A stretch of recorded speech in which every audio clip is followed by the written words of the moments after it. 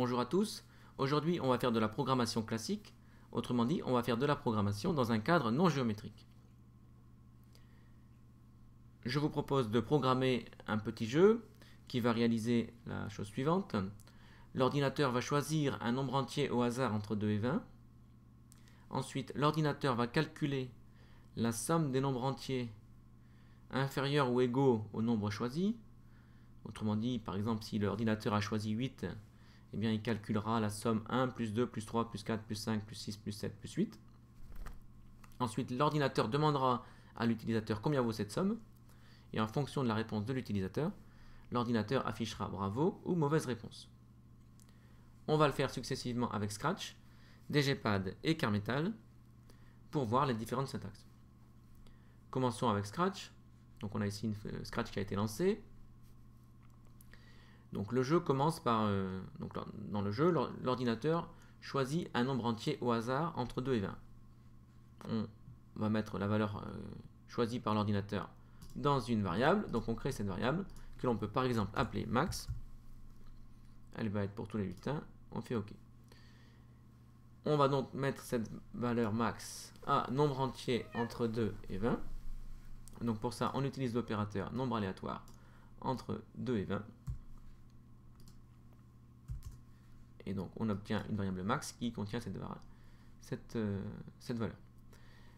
Ensuite, on va calculer la somme des entiers inférieurs ou égaux à max. Donc on va créer une nouvelle variable qui contiendra le résultat et qu'on va appeler par exemple somme, qu'on va d'abord mettre à 0, puis qu'on va incrémenter successivement. Alors, il faut ajouter 1, 2, 3, etc. jusqu'à max. Donc, pour ça, on va créer une boucle et on va donc répéter donc max fois. On va ajouter à la somme. Alors, au départ, on va ajouter 1, mais en fait, on n'ajoutera pas toujours la même chose. Donc, on va créer une autre variable qu'on va appeler i, qui contiendra l'élément qu'on va ajouter, à savoir 1, 2, 3, etc. Donc on appelle par exemple cette variable petit i, on commence par mettre i à 1 parce que c'est la première valeur qu'on va ajouter ici.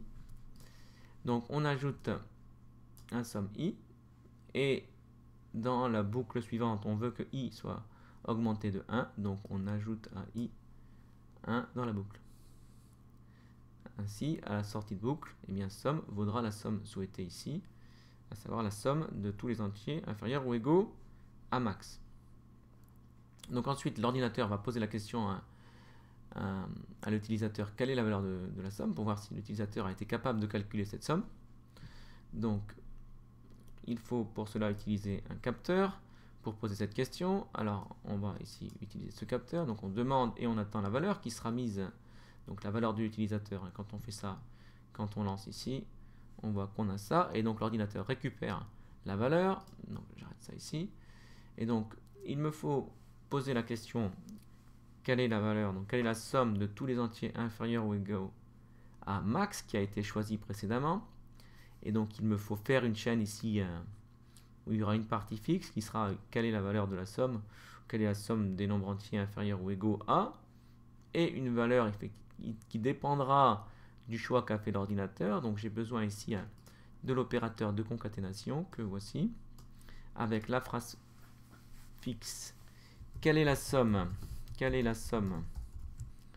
de tous les entiers inférieurs ou égaux à, et ensuite eh bien, la valeur de max, donc max.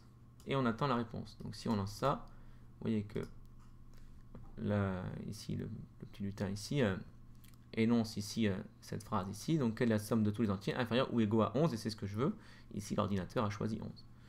Je peux ici arrêter le programme. Alors ensuite on veut en fonction de la réponse de l'utilisateur soit afficher bravo, soit afficher mauvaise réponse. Donc on va faire dans les contrôles une boucle si sinon. Donc si, bon, la question est de savoir est-ce que l'utilisateur a répondu somme ou bien pas. Donc on utilise dans les capteurs, il y a une variable spéciale qui s'appelle réponse, qui sera donc qui va contenir la réponse de l'utilisateur ici. Donc dans les opérateurs, je vais regarder est-ce que cette réponse ici est égale ou pas à somme. Si cette réponse est égale à somme, eh bien c'est que c'est bon. Et donc on affichera bravo. En revanche, bravo. En revanche, je duplique ici. Si, eh bien, l'utilisateur, si c'est pas égal, c'est que c'est une mauvaise réponse. Voilà. Alors, je pourrais lancer ici le script en cliquant sur le bloc ici pour lancer toute la série des blocs qui y seront attachés, ou je peux faire un événement déclencheur. Qu'est-ce que je vais faire ici? Typiquement, on utilise la flèche, donc l'événement quand la flèche verte est cliquée ici. Donc, je peux donc maintenant déclencher le script en cliquant ici. Il me demande quels sont tous les entiers inférieurs ou égaux à 19. Alors, je cherche pas, je réponds 190. Et il me répond bravo, parce qu'effectivement, c'est la bonne réponse. Je peux rejouer. Quelles sont la somme de tous les entiers inférieurs ou égaux à 5? Alors, il faut calculer. 1 plus 2 plus 3 plus 4 plus 5. Et bon, on voit que ça fait 15 ici. Donc, si je fais par exemple 16 et que j'entre, il me dit mauvaise réponse. Alors, c'est mauvaise réponse. C'est mauvaise réponse ici. Parce que la bonne réponse était 15. Alors, je peux pas ici. Il faudrait lui imposer si je mets ici. Bon, voilà. Donc, on va ici maintenant programmer ce jeu avec DGPad et voir la syntaxe. Voilà, les petites différences de syntaxe qu'il peut y avoir avec DGPad. On va imaginer ici que on n'a pas DGPad installé et qu'on utilise DGPad en ligne. Donc, on lance un navigateur. Ici Firefox, et donc ici on est sur le site de Carmetal, mais moi ce que je veux c'est DGPad, donc l'adresse du site c'est dgpad.net. Alors on tape dgpad.net et on tombe directement sur le site ici, et donc sur l'application, sur la web app de DGPad. Vous voyez, ça ne demande aucune installation, on peut comme ça tester très facilement DGPad sans aucun problème. Alors dans le cadre qui nous intéresse, à savoir d'une programmation classique, alors aussi étonnant que ça puisse paraître, on peut faire de la programmation classique dans DGPad. Et ici, on va le faire en utilisant un DGPad script, sans utiliser la partie géométrique. Enfin, elle servira juste comme ça de fond, mais il n'y aura pas d'éléments géométriques. Donc on fait un clic long pour créer un DGPad script. Alors, je fais un clic long. Voilà. Alors c'est pas, je recommence. Je fais un clic long, voilà, et je crée un DGPad script. Alors que je vais lui donner, par exemple, je vais l'appeler jeu jouer, par exemple, parce qu'effectivement, je vais le lancer, hein, c'est un peu le déclencheur, donc je vais l'appeler jouer somme. Ok, donc ça ce sera le nom de mon script ici, que je lancerai en cliquant sur ce petit bouton. Ça me lancera le script. Alors on programme ici dans cette fenêtre, alors pas dans la fenêtre, je vais utiliser l'onglet programme et non initialisation qui se lance uniquement quand on initialise le programme ici. Quand on initialise la figure, c'est pas ce que je veux ici, moi c'est ce que je veux, c'est voilà, que ça se déclenche quand je clique sur le bouton qui est là. Alors pareil que précédemment, on va créer une variable pour voilà, le nombre choisi par ordinateur qu'on va appeler max. Ensuite on va créer une variable somme. Et en revanche, comme on a des outils supplémentaires, on ne va pas utiliser la variable i. Donc pour l'instant, on a la variable max et la variable somme, et ça nous convient. Donc la première des choses, c'est de mettre max à donc au nombre aléatoire. Donc je vais ici dans maths et je regarde un peu ce qu'il me propose. Et là, j'ai entier aléatoire entre 2. Je peux modifier ici directement. Donc là, j'ai fixé la variable max à entier aléatoire entre 2 et max. Donc j'ai ma variable max.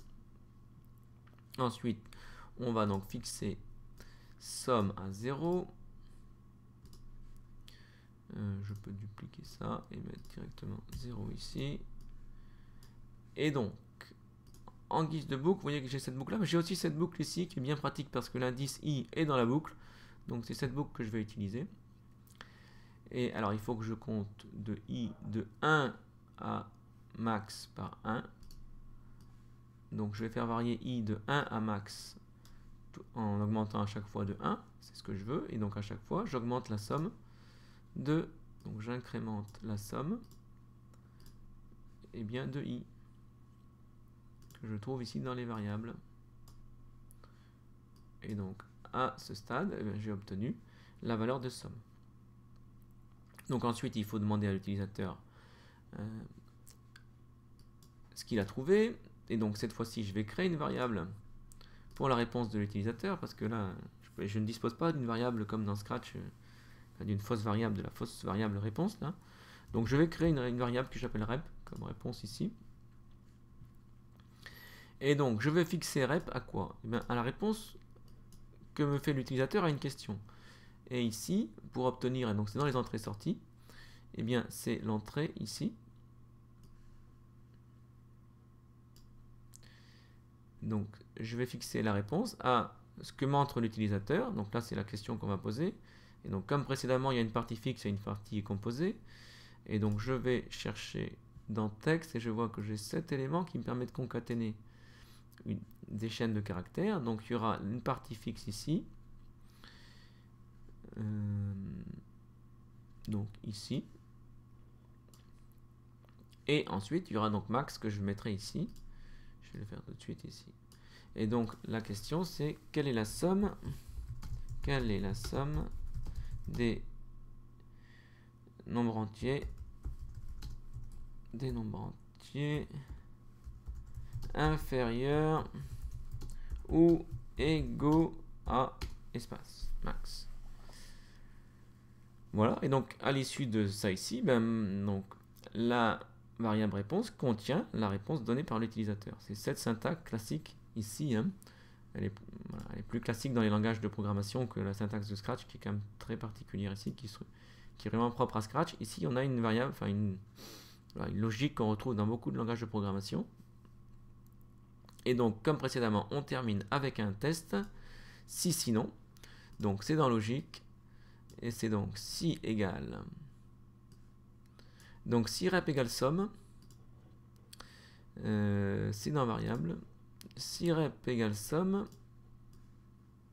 eh bien, je vais faire une entrée-sortie, donc je vais afficher. En vrai, j'ai le choix ici, faire une sortie.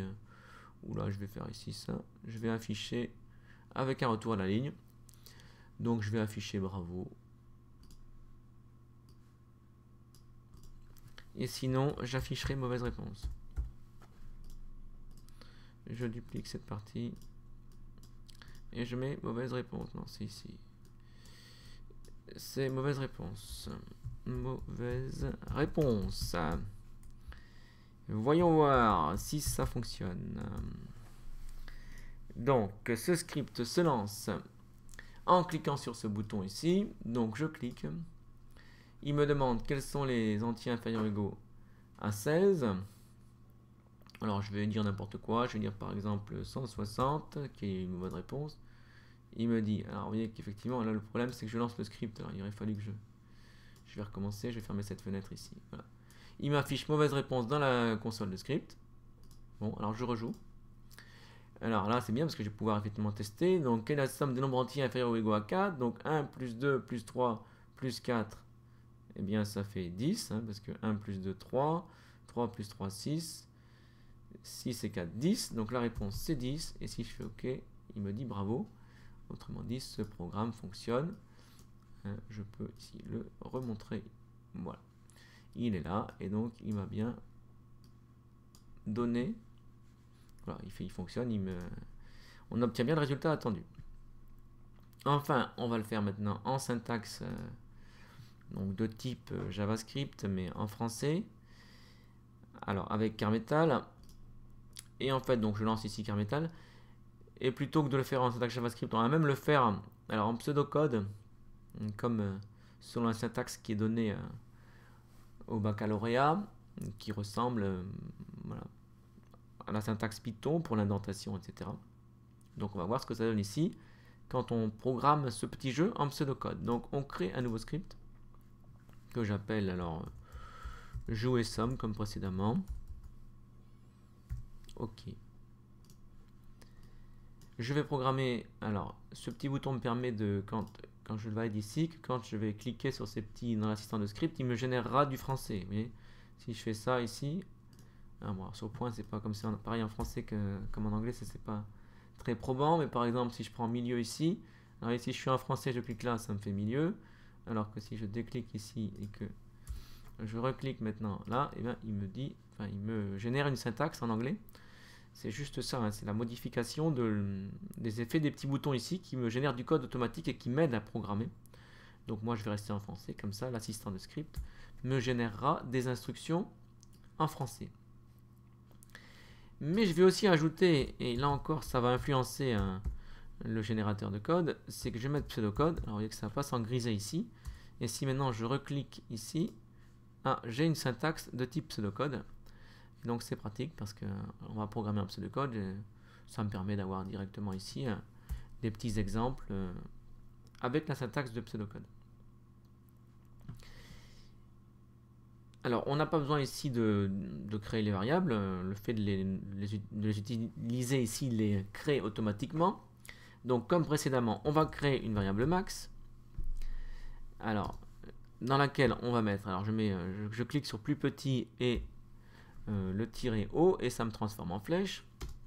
Alors, il me faut un nombre entier aléatoire entre 2 et 20. Je regarde ici, qu'est-ce que j'ai là?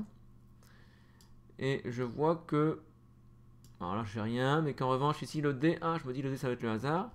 Et voilà. Alors, vous voyez, s'il m'a calculé ici, alors, c'est avec les fonctions qui existent. Donc, c'est une valeur approchée par excès de nombre aléatoire x 6. Et donc, ça me crée pour le D. Donc, ça va me créer un nombre aléatoire entre 1 et 6. Mais moi, je veux entre 2 et 20. Donc, si je mets, là, c'est 1 et 6. Donc, si je remplace ici 6 par 19, j'aurai entre 1 et 19. Et je vais ajouter 1. Comme ça, j'aurai entre 2 et 20. Donc, ça ici, ça me fait une valeur, ça me crée une valeur entière entre 2 et 20 et ça me la met dans la variable max. Donc, ensuite, on entre, voilà, on va créer donc la variable somme et on va lui donner la valeur 0. Et on va répéter avec la boucle for qu'on a vu précédemment dans DGPad et qui est ici. Alors c'est faire 20 fois et vous voyez que alors c'est de la syntaxe ici en français, en pseudocode, donc c'est pour i allant de 1 à 20, donc ça sera de 1 à max. Et donc je mets ici ce qu'on veut faire, et donc à la place des 3 petits points, et bien qu'est-ce qu'on va faire? On va ajouter à somme, on va lui ajouter i, donc on dira que somme c'est en fait somme plus i. Voilà comment on écrit l'incrémentation de i. Enfin, l'incrémentation de 1 de i à somme, enfin comment on incrémente somme de i, ça s'écrit comme ça ici en pseudocode, somme plus i, enfin, somme prend comme valeur somme plus i, et donc c'est tout, parce que voilà, donc au départ ça va de 1 à max, et donc on obtient la valeur de somme. Donc maintenant on va utiliser une variable réponse comme précédemment, et donc dans cette variable réponse, c'est l'entrée de l'utilisateur, donc je regarde, il y a entrée ici, voilà. Donc je vois que ça c'est en doublon. Donc c'est entrée. Donc la question ça va être quelle est la somme? Bon alors, le point d'interrogation, il faudrait que je ne l'ai pas dit jusqu'à maintenant, mais hein, je n'utilise pas de point d'interrogation. Donc quelle est la somme des entiers inférieurs ou égaux à un espace, et cette fois-ci pour concaténer, eh bien c'est le plus, c'est un plus ici de concaténation de chaînes, c'est pas le plus de l'addition, enfin, c'est l'addition entre chaînes de caractères. Donc quelle est la somme des entiers inférieurs ou égaux à plus max? Donc ça va me faire une chaîne de caractères, où ça ce sera la partie fixe, et ça va montrer ici donc, quelle est la somme des nombres entiers inférieurs ou égaux à ce que l'ordinateur aura choisi pour max. Et ensuite on fait une boucle si sinon. Donc voici cette boucle si sinon. Donc ce sera donc si rep égale somme. Alors on affichera bravo. Et afficher ici. Bon, j'ai affiché une ligne, voilà. Bravo.